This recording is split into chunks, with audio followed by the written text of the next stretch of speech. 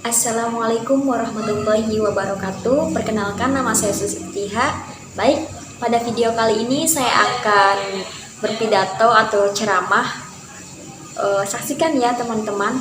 Assalamualaikum warahmatullahi wabarakatuh. Alhamdulillahirabbil alamin wa bihi nasta'inu ala umuri dunya waddin wassalatu wassalamu ala asrofil anbiya'i wal mursalin ala sayyidina Muhammadin wa ala alihi washabbihi ajmain, amma ba'du. Faqad qala Allah ta'ala fil Qur'anil Karim, a'udzu billahi minasyaitonir rajim, bismillahirrahmanirrahim, Yasin, al-ayah. Qala Rasulullah sallallahu alaihi wasallam, innama bu'istu liutammima makarimal akhlak, al-hadis.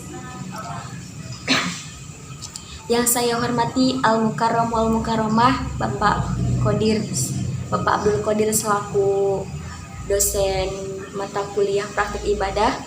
Semoga selalu disehatkan dan selalu dimudahkan dalam urusannya, diberikan kesabaran dalam membimbing kita semua.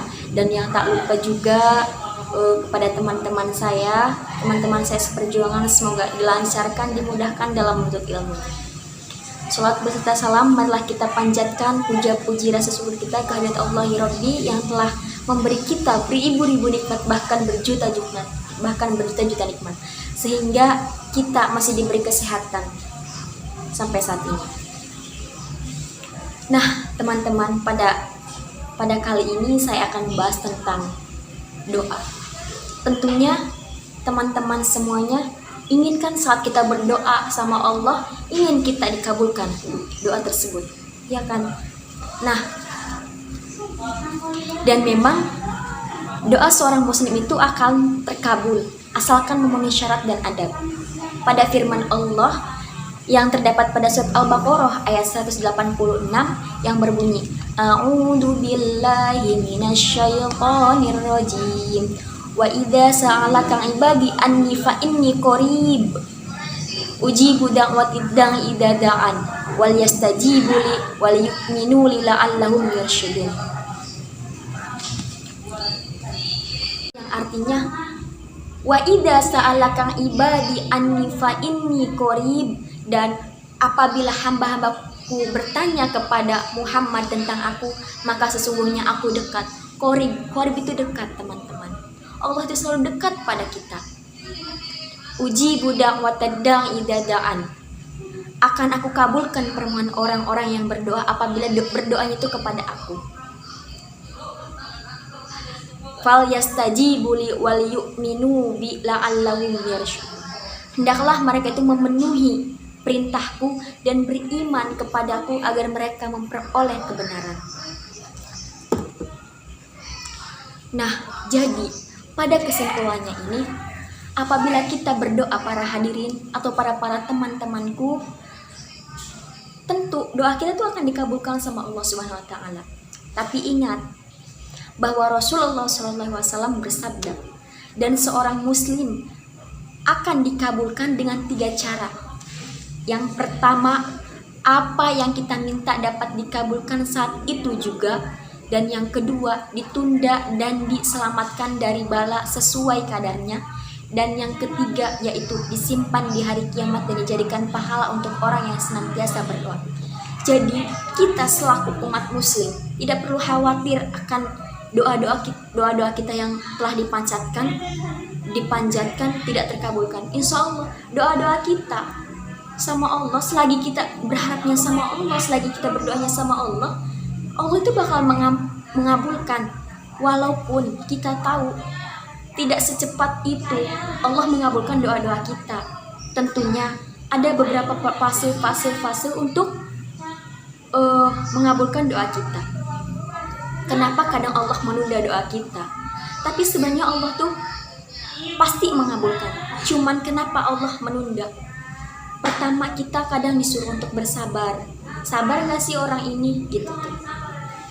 Kadang mungkin kita selaku umat manusia ataupun saya juga gitu, kadang kalau kita berdoa dikabulkan terus udah senang, kadang kita tuh lupa gitu akan nikmat-nikmat dari Allah gitu. Tapi kalau kita semisalnya belum terkabul juga, kita kenceng doa setiap hari, setiap malam, sholat tahajud, bangun, nggak apa-apa. Insya Allah walaupun doa-doa kita belum terkabulkan, insya Allah bakalan ada suatu saat nanti doa itu akan terkabul. Jadi untuk teman-teman semuanya, nggak usah ragu untuk berdoa, terus berdoa, berikhtiar, berharap sama Allah tuh nggak apa-apa, asal jangan berharap sama manusia. Karena kekecewaan yang paling disengaja yaitu kecewa terhadap manusia. Makanya kalau kita, ya Allah aku pengen ini, ya Allah aku pengen ini, ya nggak apa-apa, serahin semuanya sama Allah, karena Allah yang membolak-balikan, kun fayakun. Jadi itu ya teman-teman. Terus para hadirin rahimakumullah, ada beberapa adab dalam berdoa. Yang pertama yaitu ada beberapa adab dalam doa. Adab dalam doa itu ya emang kita selagi kita doa, kita tuh tidak bisa langsung minta begitu saja, bukan? Pasti bakalan ada tahap kita minta. Apa? Yang pertama, kalian jangan ngomong, aku sudah berdoa tapi kok tidak dikabulkan gitu.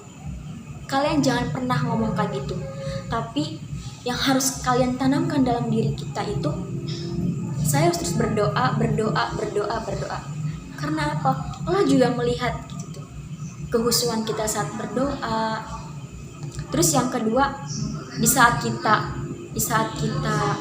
berdoa, kita tuh dengan hati yang tenang, yang anggun, yang sepenuhnya itu untuk Allah gitu. Bukan semata-mata hanya untuk dunia, tapi kita tuh untuk Allah Subhanahu wa Ta'ala. Dan yang ketiga yaitu menyanjung Allah terlebih dahulu. Kenapa? Di saat kita doa enggak langsung, ya Allah saya pengen ini, enggak. Adab doa itu enggak kayak gitu. Pertama kita tuh menyanjung Allah gitu tuh, kayak ya Rob, ya Rahman, ya Rahim, ya Jabbar, ya Malik, ya Kudus gitu. Kita sebutin semua nama-nama Dia, nama-nama Allah, yang Allah itu Maha Pengasih, Maha Penyayang, Maha Kaya, Maha Luhur, Maha segala-galanya. Kita sebutin di situ. Ya Allah, ya Rahman, ya Rahim, ya Malik, ya Kudus, ya Salam. Kita berdoa sampai kayak gitu. Terus yang keempat yaitu bersolawat. Setelah kita menyanjung Allah, langsung kita Allahumma sholli ala sayyidina Muhammad wa ala sayyidina Muhammad. Itu tuh adab dari doa gitu.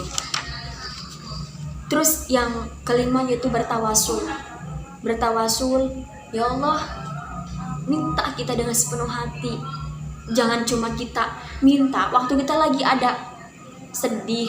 Emang iya sih, tidak bisa dipungkiri, emang setiap manusia itu kalau kita berdoa itu pasti kita lagi kesusahan, lagi itu apa. Tapi Allah tuh gak pernah marah.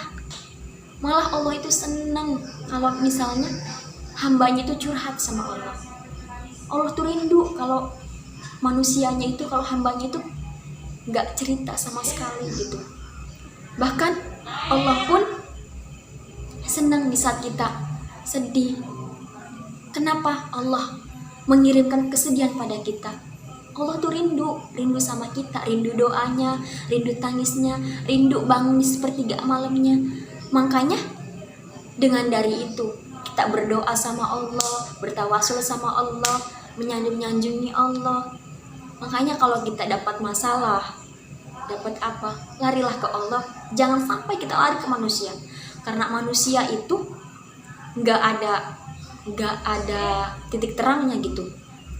Pasti bakalan ada satu titik di mana manusia itu bakalan nggak bakalan mengerti apa yang kita cerita. Tapi kalau Allah Subhanahu Wa Taala bakalan mengerti apa yang kita mau, apa yang kita minta, bahkan saya pun punya cerita sendiri. Di saat saya lagi susah, lagi nggak menemukan titik jenuh, lagi nggak menemukan titik terang, di mana saya di situ lagi jenuh, lagi krisis segala-galanya, karena emang yang namanya hidup pasti butuh uang gitu. dan emang nggak bisa dipungkiri.